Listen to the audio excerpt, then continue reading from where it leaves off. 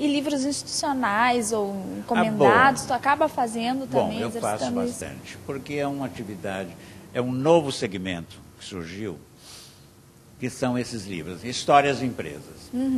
Antigamente, essas histórias eram feitas por um diretor do marketing. Você sabe que diretor de marketing não é nada, eles só inventam coisas, mas ficam lá. E escreviam aqueles livros chatos. Um editor da DBA em São Paulo, um dia conversando com um diretor de um banco, falou, por que a gente não contrata um escritor? O cara falou assim, mas algum escritor aceitaria, encomenda? Ele falou, eu vou perguntar. E alguns aceitaram, eu fui um deles. Porque a gente é muito bem pago, trabalha 3 meses, feito um cão, e você pode viver um ano com o produto disso. Já fiz muito, acabei de fazer um, que é a história, por exemplo, do Leon Pfeffer e do filho dele, Max Pfeffer. São 2 judeus, pai e filho, que criaram a maior empresa de produção de papel do Brasil, que é a Suzano. Só que o velho Leon veio da Ucrânia, onde os judeus eram perseguidos e massacrados, chegou ao Brasil sem nada, uma mão atrás, outra na frente, vendia guarda-chuva no braço, depois vendia papel catando na rua, e ficou bilionário e fez uma empresa monstro. Então é uma coisa da força de vontade, do sonho, da empresa privada. É uma forma interessante de conhecer a história, também a vida das pessoas. Você tem toda a razão. É interessante isso porque é o sonho das pessoas, é essa determinação. Por que elas estão fazendo isso? Como elas fazem isso? E é muito da história da empresa privada no Brasil. Eu e esses escritores, nós estamos contribuindo para a história da empresa privada. Então, isso é gostoso. Sabe um livro que eu adorei escrever? Você não vai acreditar. A história do leite de rosas. Olha! Você conhece o leite de rosas? Sim, quem não conhece? Aquilo que a avó passava. Tudo. Porque a história é um romance. O leite de rosas ainda vende 20 milhões de frascos no Brasil. Compete ali com a Procter & Gamble, com a Gessilever, essas coisas. E vende precisamente. Porque as pessoas passam no rosto, é desodorante, após barba, é tudo. E foi um cearense que fugiu da seca, que não conseguiu emprego, que foi para o Amazonas nos anos da borracha, ficou milionário, casou, perdeu todo o dinheiro. A mulher dele ficou doente, só tinha uma pessoa que cuidava, aí ele perdeu tudo com o fim da borracha. Quando veio a queda, o declínio da borracha, ele ficou no zero. Ele tinha uma doença que só o doutor Vieira Souto, no Rio de Janeiro, curava. O doutor Vieira Souto, que hoje é a principal rua de Ipanema, a mais chique. E ele veio para o Rio. E para se sustentar, o que ele trouxe? Ele trouxe uma fórmula de uma poção à base de álcool, cânfora e rosa, que ele fazia, ele mesmo envasava, fazia o rótulo e ia vender de porta em porta. Aos 59 anos, ele começou a fazer isso. Em 1929, 59 anos, era pessoa velha, acabada. Hoje, com 100, as pessoas estão ainda. Tá.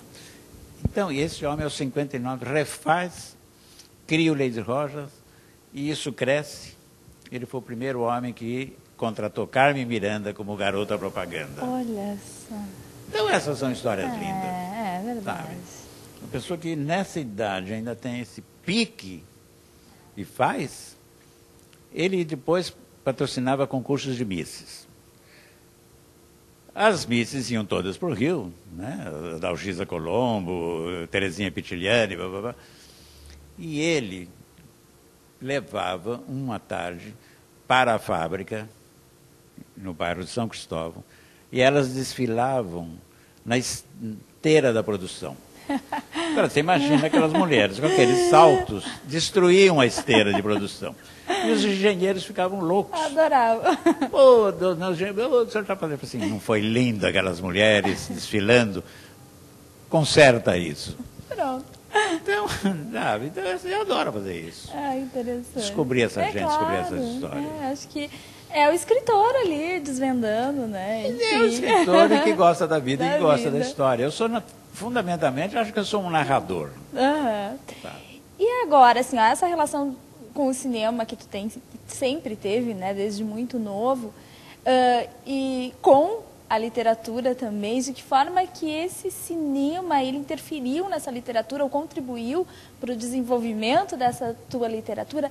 E quando tu cria, quando tu escreve, tu visualiza isso?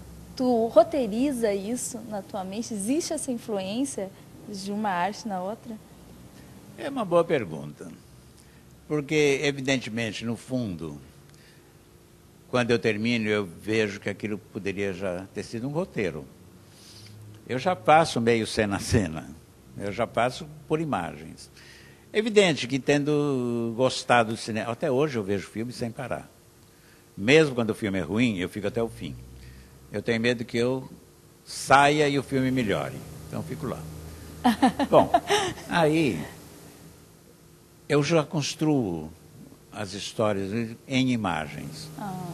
E é sempre, olha a loucura, sempre a partir de uma imagem que começa todas as minhas histórias. Sempre, sempre, sempre. Sempre vem a imagem primeiro. Sempre primeiro. é uma primeira imagem. Que interessante. Se eu te der todos os começos de todos os livros, é sempre uma imagem que me gravou muito.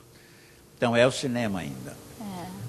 Quando você pega um livro como o Zero, a estrutura dele se inspirou na estrutura do 8,5 do Fellini. Porque o Zero é um livro assim todo fragmentado, com vários planos. E tem inclusive um plano de sonho, um plano de idealização, tem um plano de memória.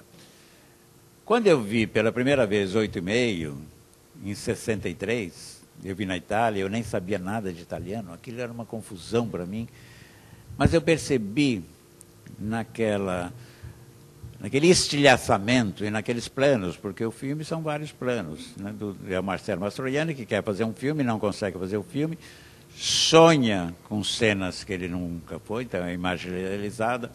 É a mulher dele se reconciliando com a amante, é uma coisa que ele gostaria, a imagem idealizada. A memória, o sonho, as fantasias. Aí eu peguei e falei, essa é a estrutura do Zero. Eu não quero começo, meio e fim. Eu quero isso. Quando eu fiz um romance meu, pouco conhecido, A Altura e a Largura do Nada, eu fiz em cima da estrutura do Amarcord, também do Fellini. Você vê que eu gosto do Fellini. Porque o Amarcord é o Fellini lembrando de Rimini. A Altura e a Largura do Nada sou eu lembrando de Araraquara, onde eu nasci. O cinema está sempre presente. Tá? Tudo que você pegar, tem sempre o cinema juntos. E eu quero, provavelmente, esse ano, fazer um livro sobre cinema. E que vai ser só, assim, imagens de grandes momentos para mim. Dentro do cinema? Grandes momentos do teu contato? Grandes momentos, assim. A Rita Hayworth no famoso striptease que não existe, do Gilda. A Marilyn Monroe na famosa cena do metrô e coisa. A Brigitte Bardot numa coisa. A Cláudia Cardinale no outro. O Tyrone Power, enfim. Venho até a atualidade. E momentos, assim, um dia que eu entrei no cinema em Araraquara e estou descendo pelo corredor, tinha uma das meninas mais lindas da cidade, de pernas cruzadas, e eu vi o joelho dela. E eu tinha 10 anos e até hoje eu me lembro. Então, essas coisas, assim, flashes da vida. Eu acho que estava devendo isso também, né? Para a tua bibliografia aí, Léo. Eu talvez estivesse devendo, mas eu vou cumprir com isso. Então, muito sucesso. Obrigada pela entrevista. Muito obrigada mesmo. A você. E eu quero ainda pedir para tu deixar um registro escrito para nós, né? Que não pode faltar um autógrafo, então, para o Autografando, pode ser? Autografemos.